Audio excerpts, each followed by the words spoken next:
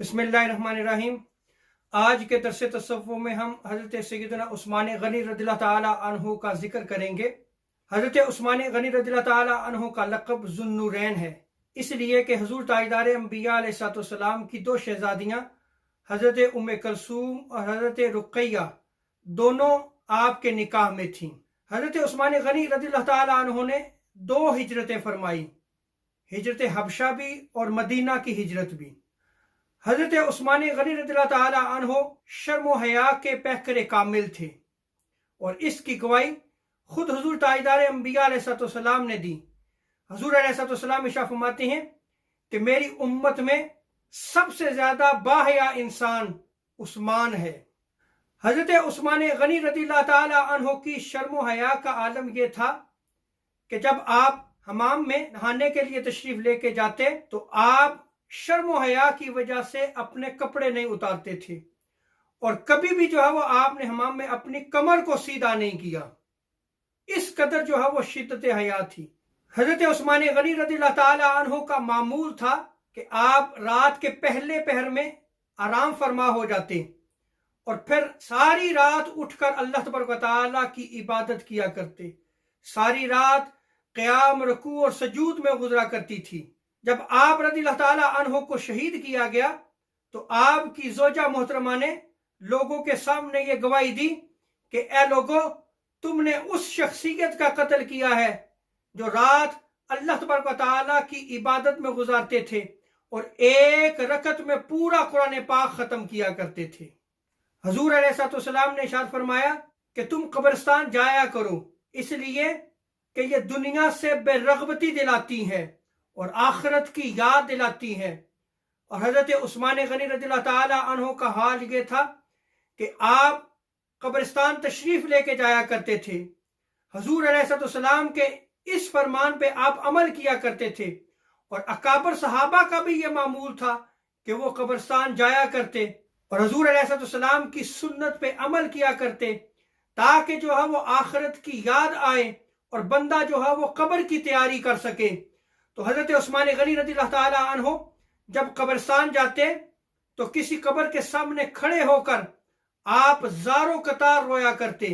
आपके गुलाम हज़रत हानी बयान करते हैं कि मैंने अर्ज की कि आप जब भी कब्रिस्तान आते हैं तो आप कब्र के पास खड़े होकर ज़ारो कतार रोते हैं। हज़रत उस्मान गनी रज़ियल्लाहु ताला अन्हु इस कदर रोया करते थे कि आप रज़ियल्लाहु ताला अन्हु की रीश मुबारक जो है वो तर हो जाया करती थी।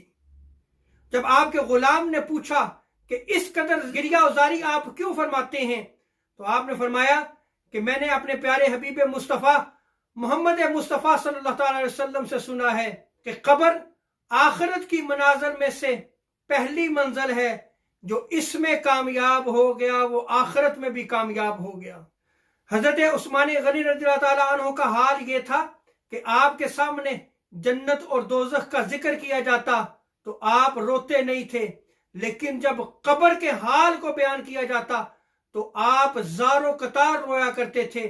और इसका सबब जब पूछा गया, हज़रत उस्मान गनी रज़ियल्लाहु ताला अन्हु ने फरमाया कि मैंने ताजदार अंबिया सल्लल्लाहु अलैहि वसल्लम को फरमाते हुए सुना है कि मैंने कब्र से ज्यादा वहशतनाक किसी मंजर को नहीं देखा।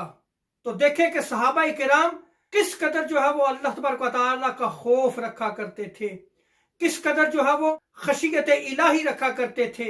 और आज हम अपनी जिंदगी की तरफ देखें तो हमारी जिंदगी दुनिया के लिए हो गई है। हम दुनिया के होके रह गए और सिर्फ हमारे दिल में अब दुनिया बसती है।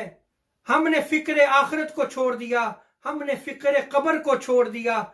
हज़रत उस्मान गनी रज़ियल्लाहु ताला अन्हु कब्र के पास खड़े होकर फरमाया करते कि अगर तूने इस कब्र से नजात पा ली, ए साहिब कब्र, अगर तूने इस कब्र से नजात पा ली तो तू क़यामत की सख्ती से भी निजात पा लेगा, वरना मैं ख्याल नहीं करता कि तुझे जो है वो आखिरत में निजात हासिल होगी।